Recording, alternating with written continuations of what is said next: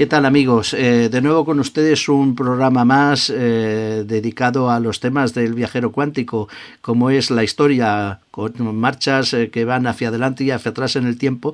Ahora nos vamos hacia atrás en el tiempo, porque estos días ha aparecido un libro de Óscar Fábrega, que además coincide con la Semana Santa. El libro se titula Judas el Iscariote, es de editorial Almuzara, y bueno, pues vamos a hablar con él esta noche de esta figura de Judas, iba a decir mítica, pero desde luego histórica, que está metida de lleno dentro de los evangelios canónicos que hablan de Judas, de los 12 apóstoles, en concreto de Judas, famoso por su beso y por su traición a Jesucristo, pero que tiene uno de esos, digamos, uno de los misterios más grandes de la historia, podríamos decir así, porque Judas el Iscariote es bastante desconocido. A su escritor, el escritor de este libro, Óscar Fábrega, lo tuvimos con nosotros hablando de Historia desconocida de María Magdalena, que les gustó a todos muchísimo, y ahora aparece este libro que yo creo que bueno, pues dentro de los misterios y dentro de ese bagaje que tiene Óscar Fábrega como historiador, amante de la filosofía, la antropología y el misterio, pero también como un crítico y escéptico, como él dice por definición, dentro de los temas históricos, va a hacer pues que nos adentremos en ese mundo de hace 2000 años, se dice por pronto, con este fascinante libro que ha investigado, que ha tratado en profundidad pues Óscar, y que es un análisis profundo y accesible, la verdad, a este personaje que es mítico, como digo, y que tiene numerosas leyendas y numerosas formas de verse, depende de la sociedad, donde los ojos, con que uno mire el libro, pues puede irse hacia un lado o hacia otro. Fue Judas el villano, Satanás, como un instrumento indispensable de Jesucristo para que todo tuviera lugar. ¿Fue así realmente? No. ¿De dónde vino? ¿Qué pasó con él? ¿Realmente se suicidó? ¿No se suicidó? ¿Fue realmente un traidor o una pieza clave en la transferencia divina de toda su historia? O más bien se trata de un enigma que nunca se podrá resolver. En fin, es un libro fascinante y nos vamos a acercar en el viajero cuántico a hablar de esta figura, Judas el Iscariote, que conspiró contra Jesús o no, y que vamos a desentrañar esta noche en el programa de hoy con la entrevista a Óscar Fábrega.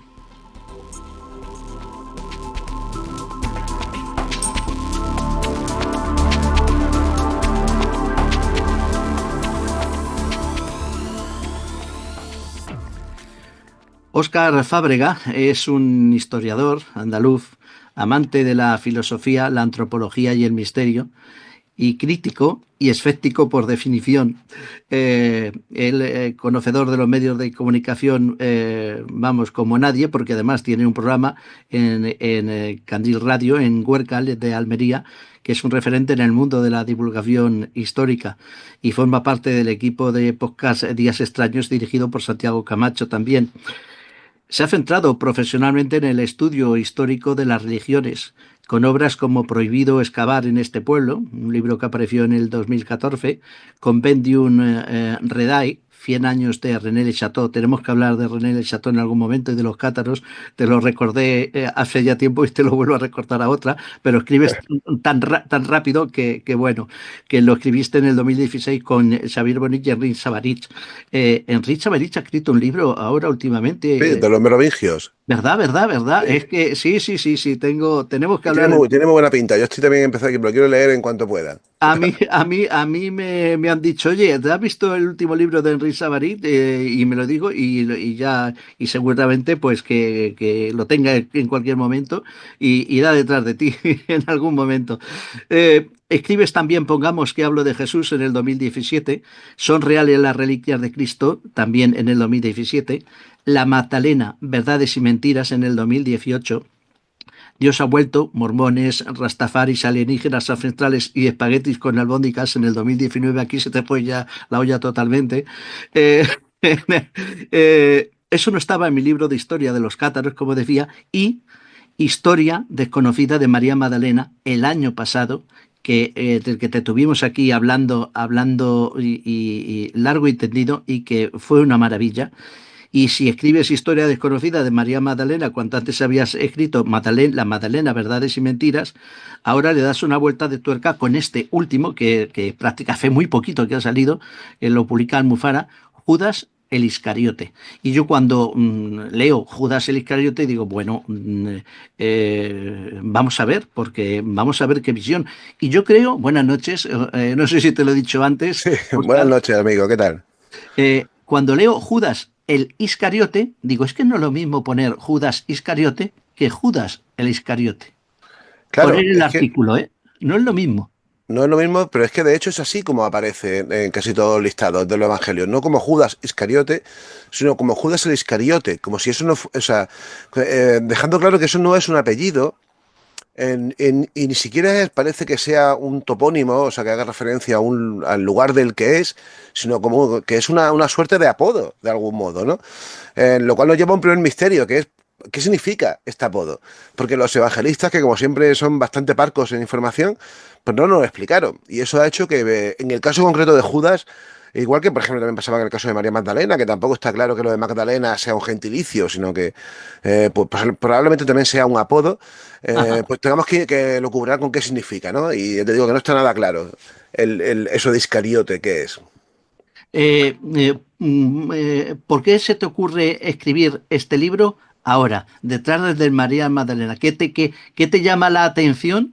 ¿O qué te sugiere la historia? ¿O qué te sugiere a ti mismo? ¿O es que era un personaje oscuro que tú tenías ahí preparando para sacarlo a la luz?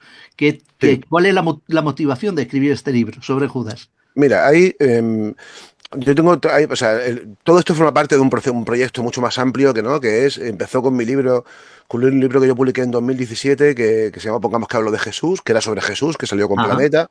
A este le siguió los dos, estos de María Magdalena. El siguiente ha sido este, el de Judas Iscariote, y me faltan algunos más que iré publicando en los próximos años, poco a poco, serán sobre otros personajes que son oscuros, en el sentido de que queda claro que su papel tuvo que ser mucho más importante de lo que aparece en los evangelios, pero sin embargo parece que están todos reducidos a su mínima expresión.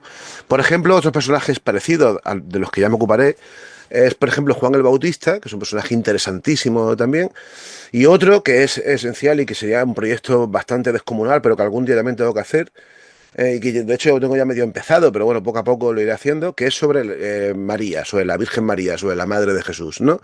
Pero en el caso concreto de Judas, es porque aunque todos tenemos una idea muy clara de quién fue Judas, ¿no? El traidor, el que supuestamente entregó a Jesús en la noche del jueves, ¿no? Después de la última cena, cuando uno lee los evangelios con calma y de una forma crítica y tal, no queda nada claro exactamente cuál fue su papel, ¿no? Es decir, mira, el libro está articulado en torno a dos preguntas. Dos preguntas que intento responder en el libro, pero que al final lo único que puedo hacer es aportar una propuesta teórica sobre lo que puede ser la respuesta, ¿no? Una de ellas es ¿por qué Judas hizo lo que hizo? Claro. ¿Vale? Porque parece claro, pero no está claro. O sea, por ejemplo, para que lo entendamos, en el primer evangelio, el más antiguo, que es el evangelio de Marcos, Marcos cuando habla de la traición no explica el motivo. Simplemente dice que Judas un buen día, después de la unción en Betania, decide traicionar a Jesús. Después de eso, en la última cena, siempre según este primer evangelista, según Marcos, Jesús dice que a uno de los que está allí le va a traicionar y finalmente, después de la cena, se produce el acto en sí de la traición con el famoso beso y demás, que luego hablaremos porque tiene un significado bastante curioso. Sin embargo, los siguientes evangelistas, Mateo y Lucas, dado que el primero no había ofrecido ninguna explicación, cada uno ofreció una explicación distinta sobre el motivo de Judas, qué le llevó a entregar a Jesús. Mateo fue el que introdujo la famosa cena de las 30 monedas, el que Ajá. dijo que el motivo, lo que movía a Judas era el dinero. Sin embargo, Lucas no dijo nada de dinero. Lucas dijo simplemente que era que estaba poseído por el diablo, que era el Satanás quien movía a Judas. Por lo tanto, ya tenemos dos explicaciones distintas que pueden estar relacionadas, pero que para los evangelistas son dos distintas. Y luego está el cuarto evangelio, el evangelio de Juan, que también parece centrarse más en la explicación de Satanás, pero no, tampoco dice nada del dinero. Sin embargo, en ese evangelio, y esto es muy curioso, en ese evangelio, en el evangelio de Juan, es el único en el que se dice que Judas era el tesorero del grupo de Jesús. Literalmente dice en griego que era el que portaba la bolsa. Por eso Judas se suele representar muchas veces en el mundo, en las pinturas, en el mundo del arte, con una bolsa de monedas en la mano. Esas monedas no son las monedas de la traición, no son las 30 monedas, sino que son las monedas que según Juan él llevaba porque era el tesorero del El grupo. tesonero. Sin embargo, fíjate de curioso, Juan, que es el único que lo identifica como el tesorero del grupo, un cargo de bastante importancia, no dijo nada de que la traición fuese por motivos económicos, lo cual es bastante llamativo. Bueno, pues esa es la primera pregunta que me tengo que responder y que me llevó a escribir este libro. O sea, ¿por qué traicionó Judas a Jesús? Porque no está claro. Y la segunda pregunta es aún más difícil de responder, porque la pregunta sería, ¿qué es lo que hizo Judas? Es decir, ¿en qué consistió la traición? La Porque traición. todos tenemos claro que la traición consistió en que Judas se comprometió con los gerifaltes judíos, con los sacerdotes del templo de Jerusalén, en identificar mediante un beso, por esa señal, identificar a Jesús. Ahora bien, esto no hacía falta que Judas lo hiciese. ¿Por qué? Porque esto sucede supuestamente y siempre según los relatos evangélicos en un día antes de la crucifixión, el jueves, ¿no? Supuestamente. Unos cuantos días antes de eso, Jesús, y esto, insisto, según los evangelios, Jesús había entrado en Jerusalén recibido por honores, por multitudes, como el rey de los judíos, al grito de Hosana, Hosana al rey de los judíos, que es lo que se celebran durante el Domingo de Ramos, ¿no? Claro. Pero es que además, unos días después, se produjo la famosa escena de la purificación del templo, que es cuando Jesús pues, expulsó del templo a los mercaderes y a los cambistas que estaban allí comerciando. Esos dos actos fueron actos públicos, actos que todo el mundo vio. Por lo tanto, cualquiera podía haber identificado a Jesús. No hacía falta que fuese uno de sus discípulos. Y cuando hablo de los discípulos, no estoy diciendo un discípulo, un seguidor normal de Jesús, sino uno de los 12, uno del grupo especial de seguidores de Jesús, ¿no?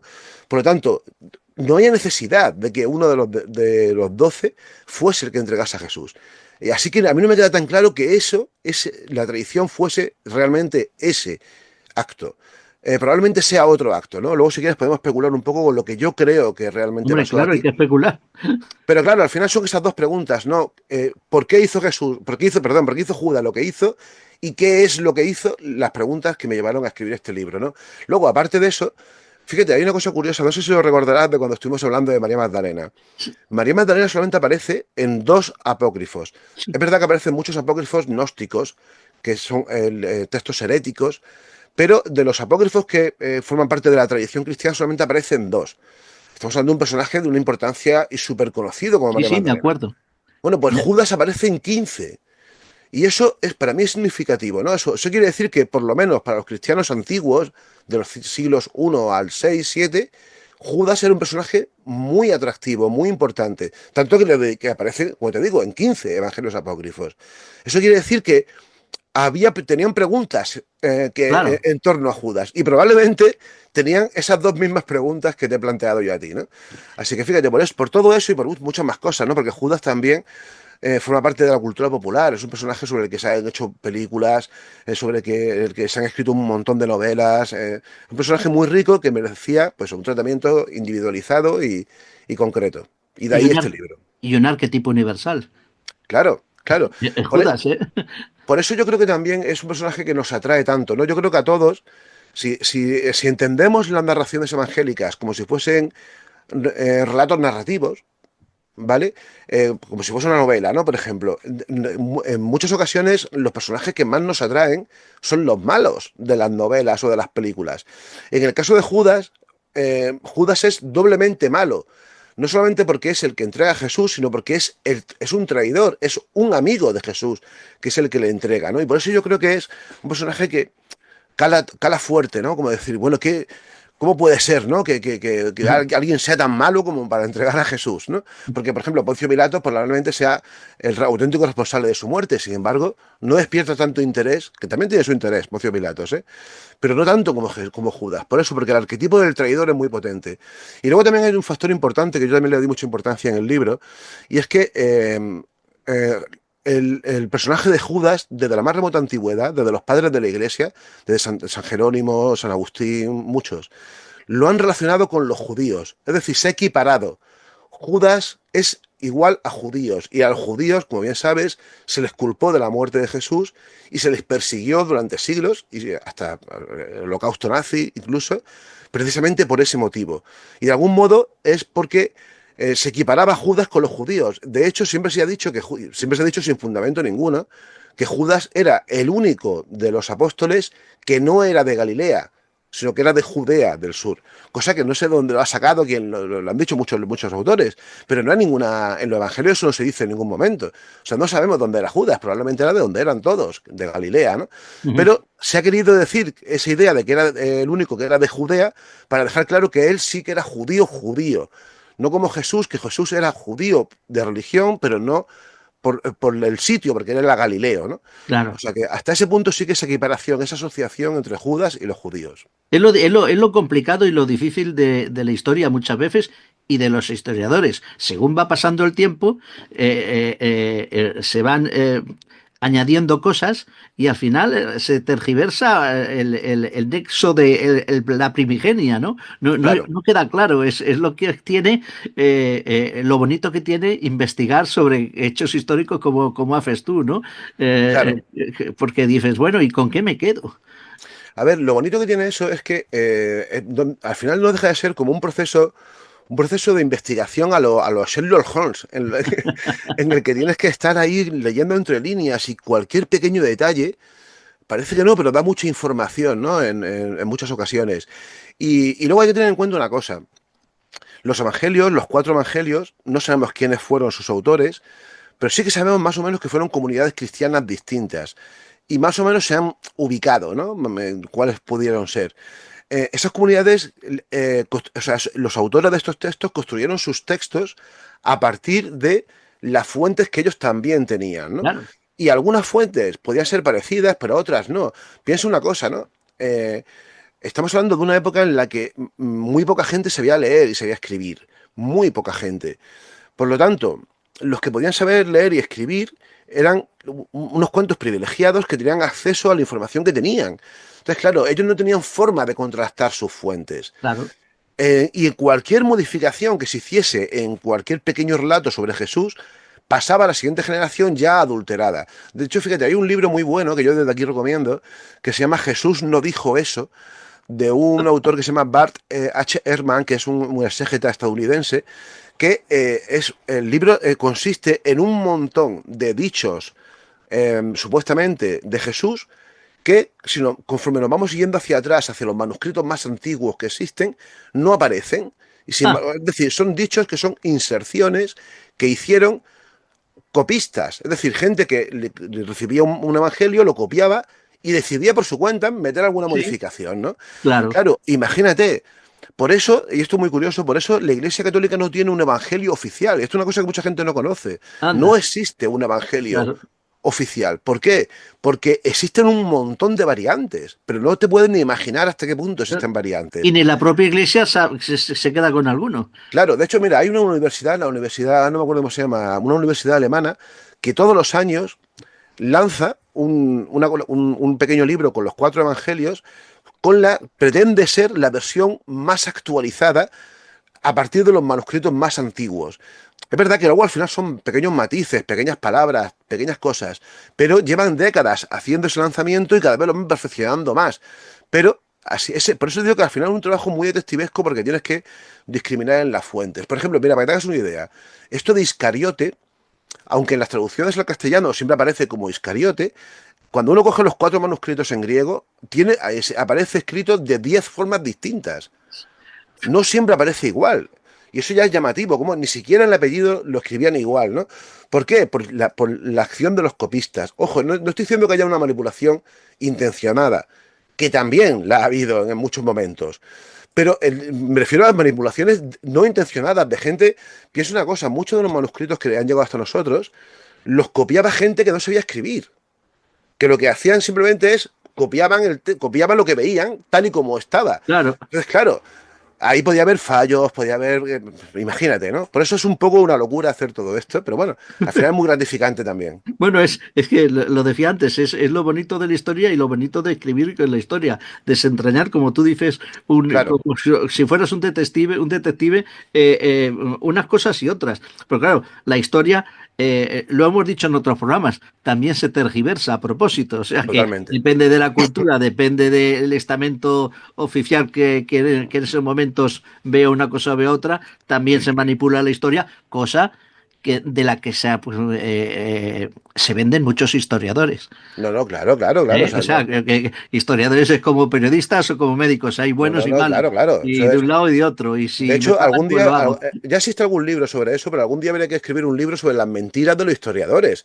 Hay muchos historiadores que han manipulado, y no te hablo de historiadores, por ejemplo, que en tiempos, por ejemplo, del franquismo, ¿no? Que eran seguidores del régimen, manipulasen la historia a favor del régimen. Te hablo de historiadores que simplemente para no perder su cátedra han manipulado, por ejemplo, evidencia del registro arqueológico para defender su puesto de trabajo, ¿eh? Ya Y sabes. eso ha pasado en numerosas ocasiones. Y en este caso concreto, en el tema, en todo lo que tenga que ver con la religión cristiana, hay un factor adicional, que es que también hay muchos historiadores que son creyentes. Entonces, claro, en muchas ocasiones a lo mejor no han manipulado o no han mentido, pero sí que han omitido información porque es información que les ponía a ellos mismos en una contradicción, ¿no? Yo creo que, a ver, es muy difícil que un historiador no esté sesgado por sus creencias. Yo estoy sesgado como no creyente, al final Como en también, ¿no? todo, como en todo. Claro, pero hay que ser lo máximo de honrado que podamos, e intentar ser lo más aséptico que se pueda. Evidentemente al final no se puede ser al 100%, ¿no? Pero por lo menos ser honesto, ¿no? Y cuando hay una cosa que entra en contradicción con nuestras ideas, Ujú, reconocerlo sin problema y ya está, ¿no? Es lo justo y es ujú. lo bonito, además. Mm. Eso pasa como con los periodistas y como que, claro, que uno tiene sus ideas también y aunque no quiera, subliminalmente puede en Claro, algún artículo aparecer de alguna manera, aunque no esté comprado, entre comillas, por el así estamento es. oficial, ¿no? Sí, Pero bueno, ¿sabes lo malo de la historia? Es que los que la tergiversan por desconocimiento o a propósito, eso acaba luego en los colegios. claro. Es así. Es Y ya así. sabemos luego la cadena cómo va. Pero bueno, no quiero desviarme del tema. Tu libro, porque yo no lo tengo aquí todavía, Sí. está en fase de que me llegue, no lo tengo, pero yo cuando me mandó Almufara la nota de prensa, digo, bueno, esto, digo, además, Oscar, si lo he tenido con María Magdalena, quiero llamarlo ya. Sí. Este libro, Judas el Iscariote, tiene una pinta muy buena por todo lo que yo ya he investigado y he visto y lo que tú estás contando. Pero hay una cosa, tú Dime. te interesa qué es y por qué se comportó así. Yo tuve un dilema hace tiempo con un amigo, Sí. con más de un amigo. El dilema era un poco pues religioso, no sé cómo se puede tildar, ¿no?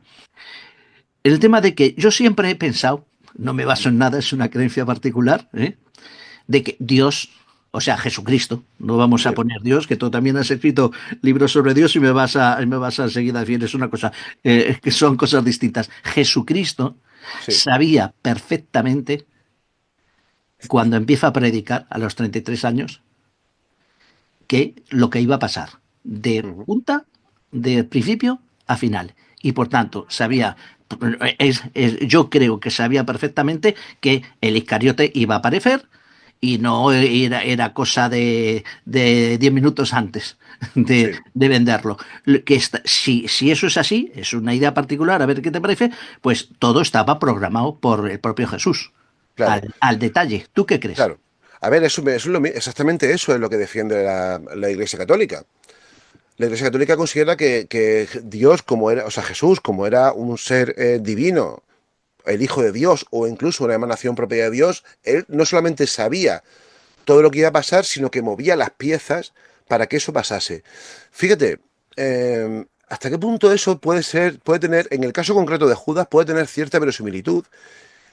Hay un par de momentos muy concretos en el Evangelio de Mateo y en el Evangelio de Juan que parecen apuntar a eso que comentas. En el caso de Judas en concreto, ¿eh? Por ejemplo, fíjate, en el momento, en Mateo, cuando describe el momento de la entrega, es decir, en el Monte de los Olivos, en el huerto de Getsemaní, de pronto aparece Judas con un grupo de judíos que van armados y demás, se acerca, besa a Jesús. Bueno, pues en cada uno de los 4 evangelios Jesús tienen unas breves palabras que intercambian, pero en Mateo, y son diferentes en cada evangelio, pero en Mateo Jesús dice algo que es muy inquietante y al que yo le dedico varios párrafos a esto, ¿no? Porque una vez que Judas se acerca, le da el beso y le dice salud rabí, o rabí, que es salud maestro. Y Jesús le responde, amigo, a lo tuyo.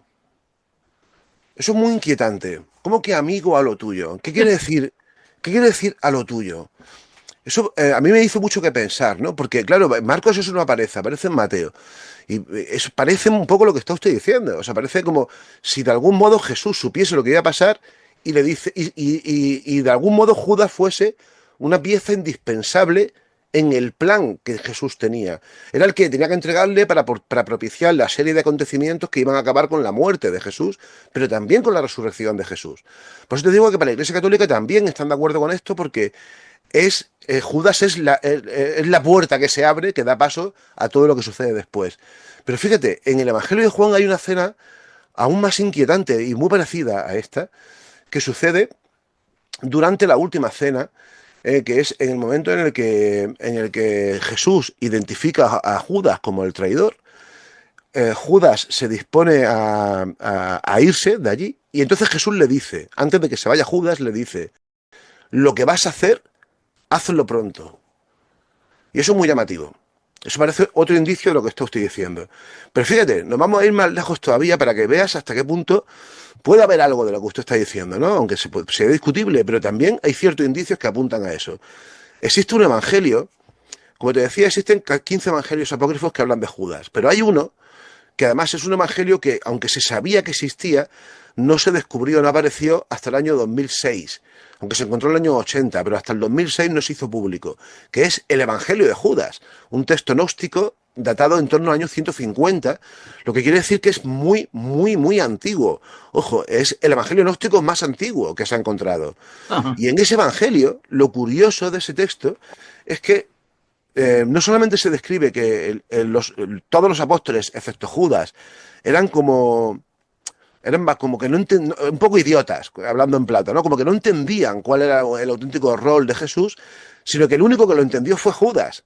Y además, en ese evangelio, el rol de Judas consiste precisamente en entregar a Jesús para que Jesús se pueda deshacer de, literalmente, como lo dice en el evangelio, de el hombre que le porta, es decir, de su envoltorio físico. Es decir, Judas es el que tiene que propiciar que Jesús muera para que pueda ascender a los cielos.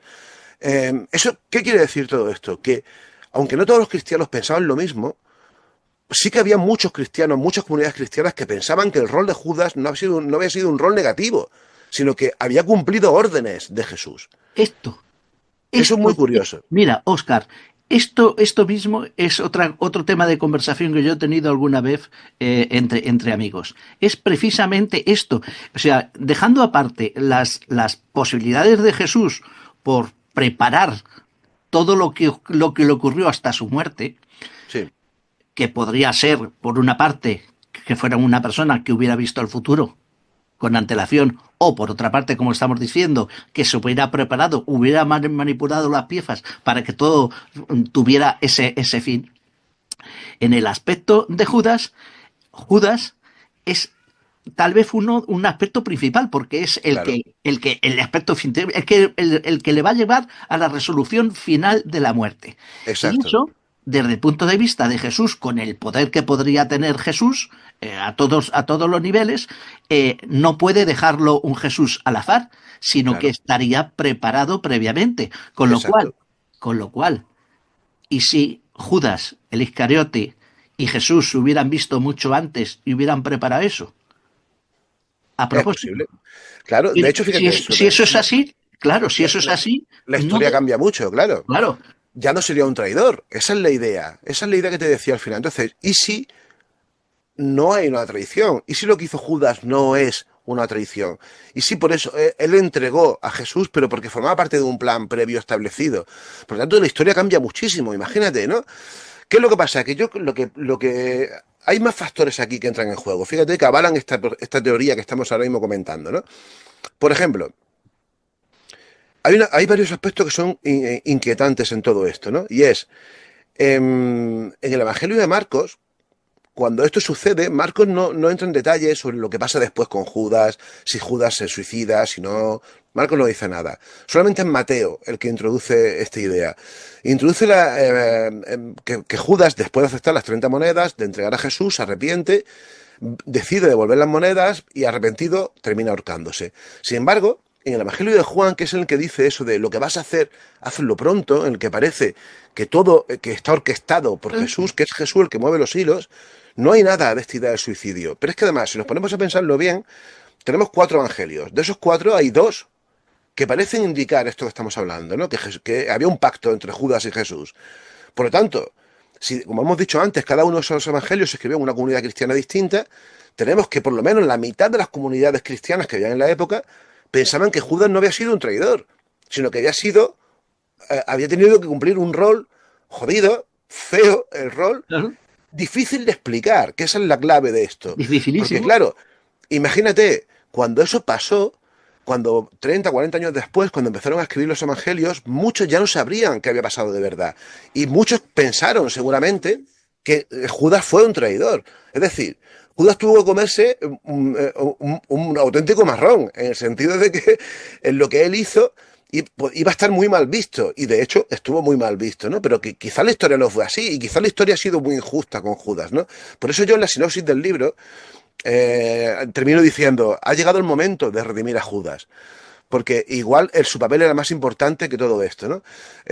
No sabemos, pero yo lo dejo, no cierro la puerta que eso pueda ser como estamos comentando aquí, sobre todo porque existen varias fuentes que lo avalan. Existen Claro. fuentes distintas, sobre todo el Evangelio de Judas, que os digo, pero también el Evangelio de Juan, el Evangelio de Mateo. O sea, estamos hablando de 3 fuentes cristianas distintas que no tienen relación entre sí, que defienden esta propuesta. Esto No se puede. esto que yo te he contado acaba con una cosa que me dice algún amigo que está aquí claramente, y es que se suicida, se acaba suicidando. Y una persona que hubiera aceptado estar en este entramado, ¿por qué se suicida luego? Claro. Eso es lo Pero, que utilizan pero fíjate, para pero decir no tienes razón. claro, pero esa es la clave que estamos hablando. Eso el suicidio solamente aparece en un evangelio. Eso no aparece en ningún otro texto más de los evangelios. Sin embargo, esta teoría que estamos hablando aparece en 3. Es decir, es más probable que sea histórico esto a que sea histórico lo del suicidio. No tenemos, o sea, no hay ninguna otra fuente. Sobre la muerte de Jesús, de Judas solamente hablan 2 textos. El Evangelio de Mateo y Hechos de los Apóstoles, que es un libro que supuestamente escribió el autor del Evangelio de Lucas. Pero en ese texto, en Hechos de los Apóstoles, no se dice que Judas se suicidase. Se dice que murió, sí, pero no que se suicidase. Por lo tanto, tenemos 2 versiones distintas de la muerte. ¿A cuál hacemos caso? Porque hay que hacerle caso a la versión del suicidio. Si ningún apóstol más dijo, ningún evangelista más dijo nada sobre eso. ¿Por Bueno, qué? si no se hubiera suicidado, hubiera habido algún texto después, ¿no? Claro, debería De ser así, él. pero Y los ¿qué es romanos una tampoco cosa? hablan, los romanos tampoco hablan de él. Claro, pero Apóstol. tampoco hablan de María Magdalena. Por ejemplo, María Magdalena, de Judas por lo menos hablan en Hechos de los Apóstoles, pero de María Magdalena no. María Magdalena, que es un personaje esencial en los 4 evangelios, desaparece por completo de los textos. No sabemos nada, si muere, si no muere, nada. De Judas sí que había un cierto interés, por lo menos por 2 de los autores, en mostrar que había sido de él. Pero sin embargo, no dicen lo mismo. Para uno fue un suicidio, para otro fue una muerte accidental, parece, según lo cuenta, ¿no? Eso quiere decir que otros no sabían cómo había muerto Judas. Lo probable es que sí que hubiese muerto. Eso sí que parece probable. No sabemos qué pudo pasar. Hay quien especula, fíjate, hay un historiador alemán muy importante, para mí una de mis principales referencias, que especula, y esto es muy curioso, él especula con que Judas fuese la mano derecha de Jesús y que fuese uno de los 2 crucificados junto a él en la cruz. ¿Por qué? Porque cada vez existe, y es una cosa que todos los historiadores tenemos bastante claro, que probablemente los dos que fueron crucificados junto a Jesús no eran ladrones normales, porque además a los ladrones no los condenaban a la cruz. Seguramente eran gente del propio grupo de Jesús. No sabemos quiénes eran, pero es muy probable que fuesen ellos. Y hay un historiador que defiende que probablemente era Judas y que el acto de la traición no fue tal, sino que probablemente lo que pasó es que a Judas lo detuvieron y Judas entregó, eso es lo que defiende este hombre, ¿no? Y que Judas entregó a Jesús y luego los mataron a los dos y pues, probablemente a alguien más en la cruz. Esto Bueno, evidentemente es... Roma no paga traidores. Claro, claro, que esa es otra también, claro. Luego, hay un aspecto también muy curioso relacionado con esto de Judas que también hay que tener en cuenta, ¿no?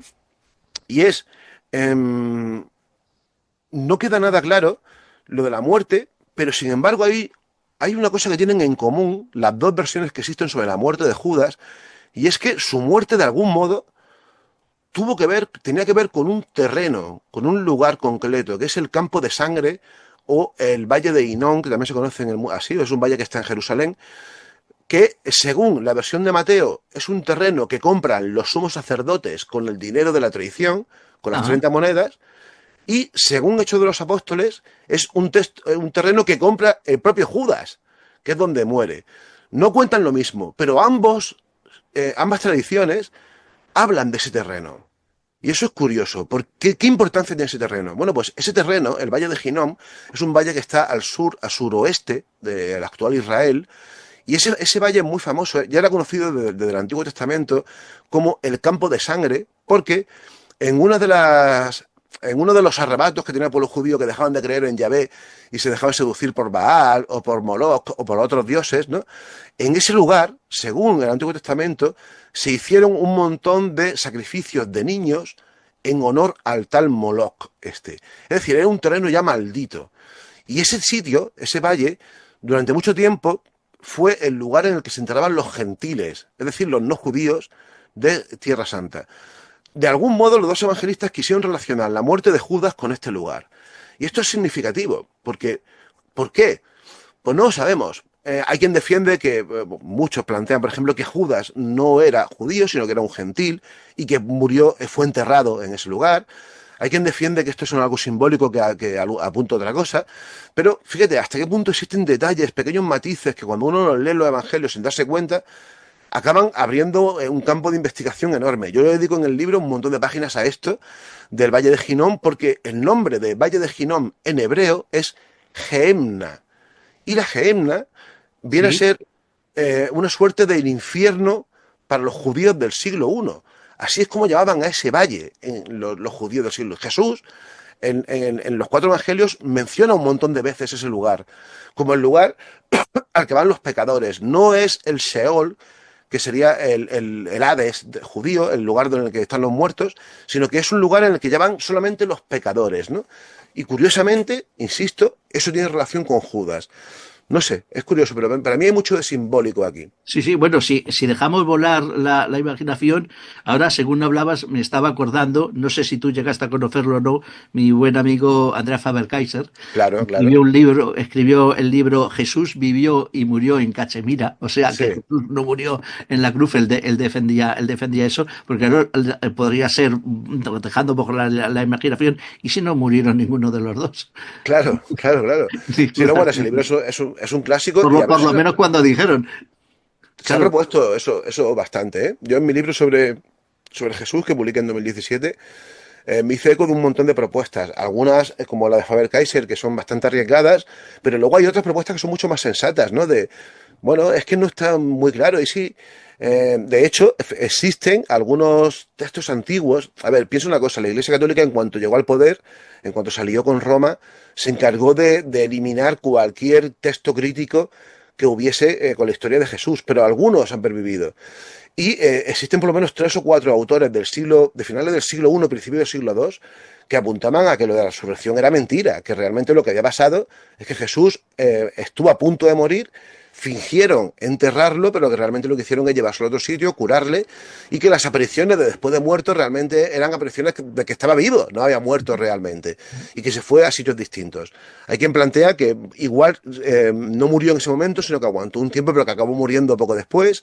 Hay quien plantea que probablemente se acabó convirtiendo en un personaje anónimo hasta que murió ya anciano. Todo eso son especulaciones. Pero me refiero, esas hipótesis se han lanzado desde el punto de vista académico, Sí. no desde otros puntos de vista. O sea, que hay gente que ha tenido en cuenta esa posibilidad, sobre todo para explicar el tema de la resurrección, que siempre hay que explicar por qué surgió este, entre comillas, mito de la resurrección. Igual es que no había muerto. Claro, igual es que no, pero bueno, aunque ya hemos hablado de ese tema, en realidad los romanos no querían matar a Jesús. O sea, los romanos no querían matarlo. Yo tengo esa idea de que en realidad la presión de la casta sacerdotal de alguna manera es la que hace que tomen esa decisión. Pero en Claro, realidad dice, bueno, Poncio Pilato se lava las manos porque él no quería realmente. eh, claro, por cierto, no el- quería el- follones. No quería claro, follones, exactamente. Claro, a ver, la cuestión es exactamente qué es lo que pudo haber hecho Jesús para molestar a los romanos. O qué pudo haber hecho Jesús para molestar a los sacerdotes judíos. Realmente a los romanos cuesta creer que hiciese algo que realmente fuese un motivo para que los romanos quisiesen matarle, porque al fin y al cabo su movimiento tuvo que ser importante, pero no demasiado importante, no demasiado, porque si hubiese sido un movimiento muy importante, aparecerían muchas más fuentes escritas no cristianas, y sin embargo ujú, no es así. Sin embargo, sí que parece que su enfrentamiento era directo, aunque también en parte con los romanos, pero sobre todo con los gerifaltes judíos. No era el único, ¿eh?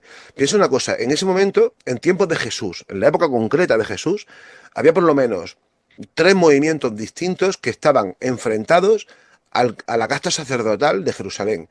Uno es el grupo de Juan el Bautista, que estaba a orilla del Jordán y que pasaba totalmente también de ese culto organizado, y otro mucho más importante son los esenios de Qumran, los esenios del Mar Muerto, que exacto. también era un judaísmo reformista que estaba en contra de esta casta sacerdotal. Y el grupo de Jesús probablemente fue otro más. Y probablemente con relaciones con esos otros dos grupos, con Juan el Bautista y con los esenios también, aunque no fuese ni de uno ni de otro, pero tenían puntos en común, ¿no? Y que seguramente lo que pasó es que Jesús, a diferencia de los otros dos, que llevaban un rollo más eremita, más ermitaño, más apartado del mundo, ¿no? Jesús tuvo la osadía de atacar directamente a la casta sacerdotal en Jerusalén y eso acabó propiciando su muerte. Los otros no, los Juan el Bautista se encargaba, lo hacía desde muy lejos de allí, en el río Jordán, ¿no? Y su rollo era mucho más espiritual. Los esenios directamente se habían ido a vivir a un lugar remoto, apartado del mundo, convencidos de que el fin del mundo estaba al caer. Pero Hmm, también eran muy críticos con la casta sacerdotal. Pero Jesús se metió en la boca del lobo. Y ujú. además se metió, imagínate, se metió gritando los cuatro vientos, que era el rey de los judíos, se lió a palos con los mercaderes del templo, o sea, hizo todo lo... Sí, sí, no, todo lo posible por no pasar desapercibido. Exacto, entonces, y acabó pues saliendo la cosa como salió. A pesar de estar desapercibido hasta los 30 años.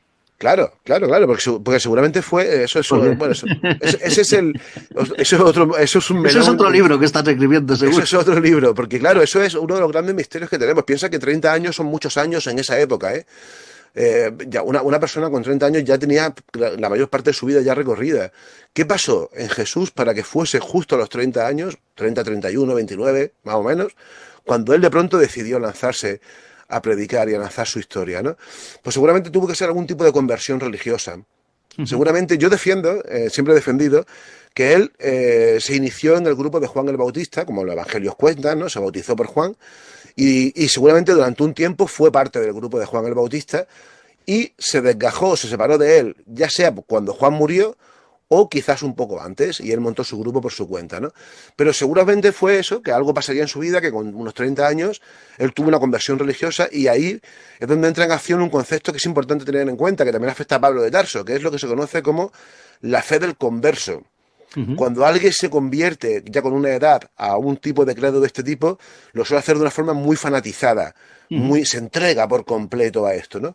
Y en el caso de Jesús, todo parece indicar que fue así. Y de hecho, por eso quizá le salió mal finalmente, ¿no? Incluso si estuvo en Egipto antes y Claro, demás, ¿dónde que, estuvo? que es muy probable porque Egipto está ahí al lado. O sea, Claro. hoy lo estamos viendo perfectamente con lo que está pasando en Palestina, es fronterizo. Israel tiene Claro. frontera con Egipto y lo tenía en aquella época. Es más, durante mucho tiempo, lo que es hoy en día Israel o lo que fue en esa época el reino de Judá, perteneció a Egipto. Es decir, son países hermanos o sea, no sería nada extraño que Jesús hubiese estado en Egipto. Oye, De hecho, sí, sí, perdona, es muy perdona. probable, claro, sí, sí. En estos saltos cuánticos que estamos haciendo de personajes, también se me ocurre pensar si hay noticias de Judas el Iscariote antes de que aparezca Jesucristo Pues no, en eso ya me escena. gustaría a mí, No, pero no, no no tenemos sabemos de nada. dónde viene. No No sabemos de sabemos. dónde viene, no Joder. sabemos de dónde viene. Ni siquiera sabemos exactamente de dónde era. Ni siquiera, o sea, no tenemos ni, pero bueno, ojo, que eso nos pasa con la mayoría de los apóstoles, ¿eh? O sea, no deberíamos asustarnos. Yo te diría que excepto Pedro, Juan y Santiago, los hijos de Zebedeo, y quizás alguno más, Andrés, Felipe, que eran de Bethsaida, muy poco más. De los otros apóstoles no tenemos ni idea de dónde era. No sabemos dónde era Mateo, dónde era Tomás, no sabemos nada. No sabemos dónde era María Magdalena. Si me apuras, ni siquiera sabemos dónde era Jesús. O sea que es que así es Claro. el tema. Pienso una cosa, ¿no? Hay que tener en cuenta que eso para mí siempre me gusta mucho dejarlo lo más claro posible. Los que escribieron los evangelios no eran historiadores. Ellos no querían contar una historia de forma aséptica y real. Ellos contaron, lo que hicieron es pasar por escrito, no una, sino seguramente varias tradiciones, unas orales, otras pasadas también por escritos anteriores, y crearon un relato narrativo que seguramente es lo que se usaba para leerse en público en la asamblea, en las iglesias, ¿no? Que hubiese en ese momento. Claro, por eso existen divergencias, porque cada uno de los relatos lo escribió una comunidad cristiana distinta que tenía acceso a fuentes distintas, parecidas, porque claro, al fin y al cabo están hablando del mismo personaje, pero con distintas. Por eso hay diferencias en los evangelios. No es porque estén manipulados, sino porque cada comunidad piensa, se escribieron como mínimo 30, 40, 50 años después de la muerte de Jesús. En 50 años, imagínate la transmisión oral, lo que puede Claro. hacer que una historia cambie, ¿no? Madre mía. Y eso es lo que pasó. Cuando empezábamos, y no quiero pasarme del tiempo que te he prometido porque tienes otras cosas detrás, estás en plena promoción ahora mismo también del libro. Al principio hablabas, me comentabas el beso, dices, el beso, Claro, Judas, el que no, que eso me pasa porque me lo he apuntado hoy. ¿Qué pasa con claro. el beso de Judas? Fíjate, hay dos factores que para mí dejan claro que de algún modo se intentó adornar la historia real de Judas para que fuese más infame de lo que era. Una es el beso.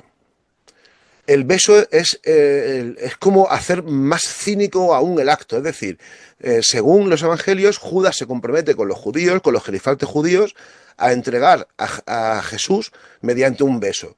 Eso hacía que su acto fuese aún más infame, porque un beso es algo que se destina a un amigo, a un familiar, a quien se quiere. Entregar al que ha sido tu maestro, al que ha sido tu Mesías, incluso, ¿no? Con un beso hacía aún más, como decimos aquí en Andalucía, hacía aún más chunga la entrega, ¿no? Y el otro factor, que es algo similar a esto, son las 30 monedas, que son de las que solamente habla Mateo. Piensa una cosa, eran 30 monedas de plata, seguramente eran 30 didracmas, que son las monedas que había en el templo de Jerusalén, las monedas con las que se pagaban los impuestos en el templo, que eran didracmas, una moneda de plata que tenían bastante valor. 30 monedas es más o menos la mitad del precio que tenía un esclavo en ese momento. Y es más o menos el sueldo de una persona, de un jornalero normal, de un mes y medio de trabajo. Es decir, era muy poco dinero. Claro. Lo que Mateo quería mostrar es que Judas no solamente había sido un traidor, sino que encima había entregado a Jesús por muy poco dinero. O sea, encima había sido miserable. Es un poco ahondar en echar basura sobre el personaje, ¿no? Así que para mí, ambas cosas, lo del beso y lo de las monedas, probablemente se deba a una construcción teológica posterior, que lo que pretendían era echar más madera sobre el personaje de Judas, ¿no? Hacerlo aún más infame de lo que fue. Porque de hecho, fíjate qué curioso, lo del beso, que también todos damos por hecho que es algo histórico y que pasó con Judas y demás, pues solamente aparece en el Evangelio de Lucas y en el Evangelio de Mateo. En el Evangelio, no, en Mateo y en Marcos. En Lucas no hay beso. Y en Juan tampoco hay beso. Tampoco. O sea, es decir, en 2 de los 4 evangelios no hay beso. Por lo tanto, no, es algo en lo que no estaban de acuerdo todas las comunidades cristianas. Si fuese así, aparecería en todos lados por igual, ¿no? Así que a mí me parece una construcción teológica, como una de Eh, tantas. Pues no sé qué hacer, Óscar, si redimir a Judas el Iscariote o dejarlo históricamente como está. No sé qué es lo adecuado. Mira, ese debate lo ha tenido la Iglesia Católica y la cristiandad durante siglos. En la Edad Media fue objeto de debate ese tema, ¿no? Porque claro, y pienso una cosa, supuestamente según la propia teología católica o cristiana, Jesús al morir eliminó el pecado del mundo. Si eliminó el pecado del mundo, también tuvo que eliminar el pecado de Judas, que lo Claro. había cometido. Entonces, claro, ¿fue Judas redimido o no fue Judas redimido? Bueno, pues sobre esto discutieron muchos padres de la Iglesia y muchos doctores de la Iglesia. Santo Tomás de Aquino, por ejemplo, tiene un estudio que gira en torno a esta idea. Aunque él llegó a la conclusión de que no, de que la traición, el único pecado que no tenía perdón ninguno era precisamente Es este. ese. Sin embargo, hay otros, por ejemplo, mira, hay un señor que no es santo, entre otras cosas, por esto, que es Orígenes de Alejandría, que él defendía que sí. Él defendía que en el momento en el que Jesús murió, todos los pecados fueron eliminados. Y además, y él decía que en el futuro, cuando llegue el fin del mundo, cuando llegue el juicio final, todos los pecados también serán perdonados y que incluso Satanás será perdonado también, ¿no? Y eso fue objeto de polémica en su momento hasta el punto de que lo acabaron excomulgando y ese señor, Orígenes de Alejandría, que es probablemente uno de los más importantes sabios de la Iglesia Católica del siglo III, no es santo hoy en día, a diferencia de otros muchos como San Ireneo, San Justino, San Jerónimo, que sí que lo son. Y este señor no es santo precisamente por eso, para defender Por que defe- todos seríamos perdonados. eh, eh, ¿Tú crees que está el fin del mundo cerca? Yo espero que no, pero la verdad es que últimamente se ha puesto todo un poco loco, así que con Trump en la presidencia sí que lo veo probable. Mientras llega el fin del mundo o no llega, lo que sí vamos a hacer es leer esta Semana Santa, en cuanto podamos, Judas el Iscariote, de Óscar Fábrega, de Editorial Almuzara. ¿Tienes el libro por ahí? ¿Quieres enseñarla? ¿Tienes la Sí, portada por ahí? Que la vean los... aquí lo Sácalo, tenéis. déjalo un ratito, ¿ves? Una portada. Y mira, está el beso precisamente. Claro, Es el claro, beso del traidor, sé que lo has puesto en la portada. claro. Judas el Iscariote, que aunque luego en la presentación nosotros lo vamos a poner también, que se lo lean porque claro, todo esto se nos queda cortísimo de lo que tú explicas en el libro. Claro, En los datos que das y además con más detenimiento, que siempre vamos, cuando hacemos los programas tú y yo acelerados por el tiempo, con hechos, con datos y hechos históricos, que no sé el tiempo que te habrá llevado a escribirlo, pero este bueno, tipo de libros dan mucho que hacer, ¿no? sí. Y recomendar todos los otros que ya hemos dicho eso tuyo. Por cierto, te he gastado una broma al principio, he dicho Dios ha vuelto, mormones, rastafaris y tal, digo, se te ha ido la olla, no te has No, reído, digo, no le ha gustado, no le, no, no, no le- no, no, no te preocupes. no le ha No, gustado. no, no, tienes razón. Ese libro, la verdad es que es un libro bastante loco. Que por cierto, te tomo el guante que te he escuchado antes cuando lo decías. Y cuando quieras, hablamos largo y tendido. Y en eso sí que no tenemos que tomárnoslo con calma.